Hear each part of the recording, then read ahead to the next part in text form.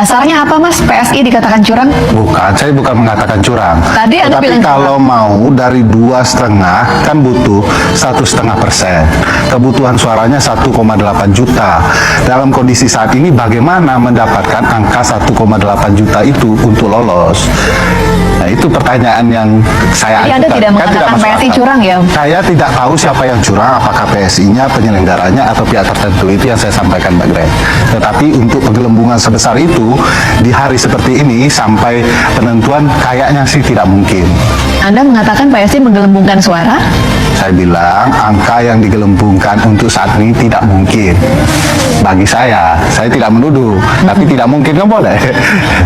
Oke, saya mau memperjelas aja.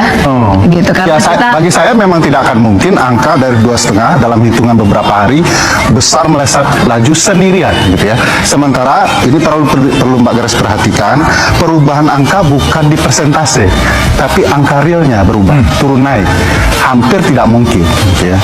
Ya, si rekap ini kan merupakan work in progress ya Mas ya. Bukan Kalau kita sirekap lihat. yang maksudkan. Yang saya maksudkan angka perhitungan realnya. Iya, perhitungan real count ini kan yang kalau kita bisa lihat dipantau di lapangan kan beda-beda ya Mas, karena masih manual work ya, pekerjaan manual. Artinya kalau kita lihat sekarang saya udah pegang nih D1 di dapil saya, tetapi kalau kita lihat di Sirekap kan masih 30%. Yang berubah itu Mbak, bukan persentasenya, tapi penghitungan per TPS-nya.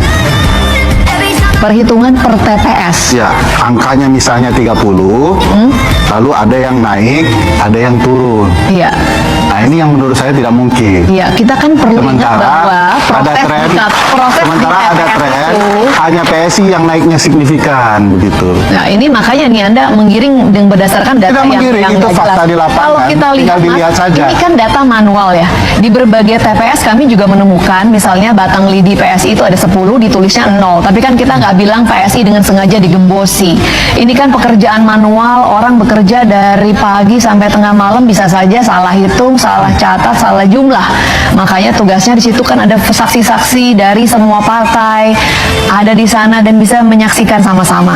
Jadi saya pikir jangan PSI selalu menghitung kasus batang lidi yang angkanya tidak terlalu besar.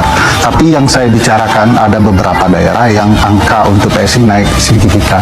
Iya, sampai saat ini kalau kita mau bandingkan antara quick count dan real count, ada partai-partai yang jumlah selisihnya lebih besar lagi, misalnya PKB antara quick count dan real count-nya selisihnya bisa 0,9%. Hari ini PSI dari quick count ke real count yang masih terus berjalan itu selisihnya di bawah 0,3%. Jadi masih dalam margin of error, masih dalam rentang yang sangat wajar saya pikir. Jadi tolong dihentikanlah framing-framing negatif seperti itu. Bawaslu juga udah mengatakan di tempat-tempat yang dicurigai karena misalnya ada postingan-postingan yang nggak jelas itu sudah diverifikasi, tidak ada hal semacam itu Mas Ferry. Terima kasih.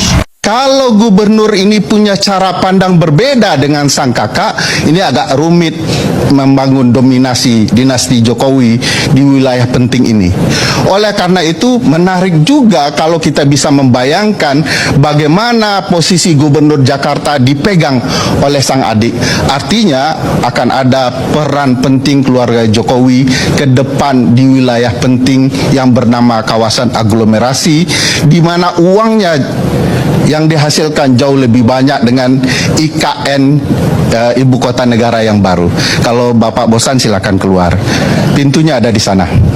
Bukan masalahnya. Jadi saya nggak nonton dia nggak dikomentari setiap kalimat dari pembicara. Terima kasih penilaiannya. Dan bagi saya ini pelanggaran konstitusional yang begitu nampak jelas di kita. Ini peristiwa berulang untuk menumbuhkan satu keluarga saja. Dan bagi saya ya pelanggaran Ya teman-teman, kembali lagi bersama saya di channel ini. Kita sudah menyaksikan cuplikan video yang cukup menarik. Teman-teman, kita mengetahui bahwa di cuplikan video banyak sekali hal yang membuat netizen menanggapi ya persoalan yang ada di tubuh pemerintahan saat ini. Tentu dalam hal ini berbagai macam komentar di bawah ini coba kita lihat satu persatu. Ya sebenarnya bagaimana tanggapan mereka terhadap ya penguasa ya yang ada penguasa-penguasa saat ini yang ada di Republik ini. Ya Yang pertama menyatakan bahwa akan hancur sendirinya atas perbuatan PSI sekarang jadi partai kata. Ya. Lebih lanjut bahwa partai gurem ya berlaga shock dan kayaknya si PSI ini nggak usah dibahas lagi. Rasanya sudah selesai setelah selesainya. Saya dukung Bang Terry dan Grace pintar ngomong berkelit tapi penuh kebohongan, bikin pusing dengarnya.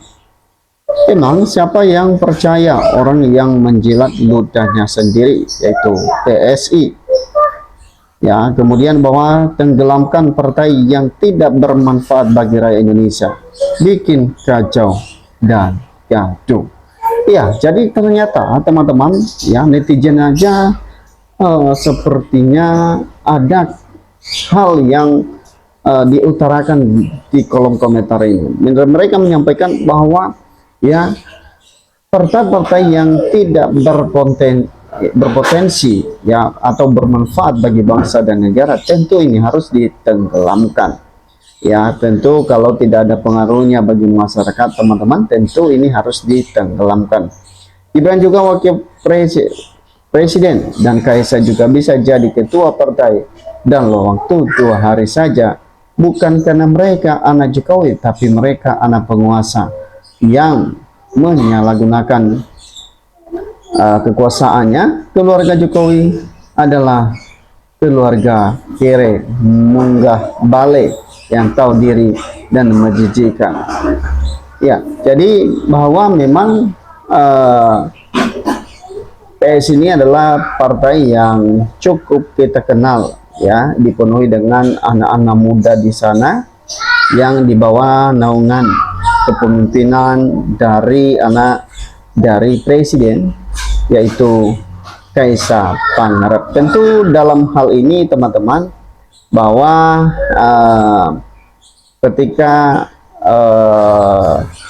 anak dari mantan presiden memimpin partai PSI yang saat ini menjadi partai gajah, tentu dalam hal ini banyak sekali harapan-harapan dari partai tersebut teman-teman untuk bisa diloloskan nantinya di untuk bisa lolos di Senayan. Nah, hal ini yang kita lihat bahwa banyak netizen menyatakan bahwa lebih baik partai-partai yang tidak bermanfaat itu yang mestinya harus ditenggelamkan. Oke, kita baca lagi bahwa PSI mending bubar daripada ngebasi dan dana buat pemilu jauh dari pemenang. Nah, jadi apalagi teman-teman ya, kita melihat bahwa partai PSI ini tidak pernah mendapatkan ya atau tidak pernah dia lolos ya dari Senayan. Bahkan tentu dalam hal ini bahwa apakah nantinya di 2029 ketika anaknya Mas Wapres maksud saya anak dari mantan Presiden Joko Widodo ini menjadi ketua umum dari partai gajah tersebut, ya apakah ini bisa diloloskan nanti di Senayan atau memang seperti apa teman-teman, atau semakin terpuruk. Ya, kemudian bahwa PSI binahasa hancur luluh sesuai dengan hukum Allah, sejalan melengsarkan pengkhianat partainya. Serah kasih PSI dulu partai yang konsisten, pilihan rakyat ke depan emang the boss. Kalau seandainya si Mulyono tidak memaksakan anaknya menjadi wakil dan tidak ikut cawe-cawe, mungkin masyarakat tidak seribut ini. Nah, inilah ternak Jokowi. Dari dulu PSI ini nggak pernah ada gunanya bagi masyarakat. Jadi teman-teman ini sangat sangat tajam ya komentar-komentar netizen ini terhadap PSI yang menyatakan bahwa dari dulu PSI ini nggak pernah ada gunanya bagi masyarakat. Ini dikomentari oleh Karina Ponsel 1213. Nah, jadi artinya ketika masyarakat sudah menilai sebuah organisasi atau sebuah partai seperti ini tidak ada gunanya bagi masyarakat, tentu teman-teman siap-siap saja apakah ini nantinya di 2029 apakah di bawah naungan kepemimpinan dari Kaisar Pangarep ya bisa lolos di Senayan atau bagaimana ya, karena memang ini adalah harapan dari kita melihat ya, dari harapan-harapan dari partai tersebut. Kemudian bahwa Grace PSI ya, iklannya lucu ya, makanya nyusap PSI menang BPJS gratis, mikir pakai otak, bayar aja pakai BPJS bagian hutang, apalagi gratis bangkrut.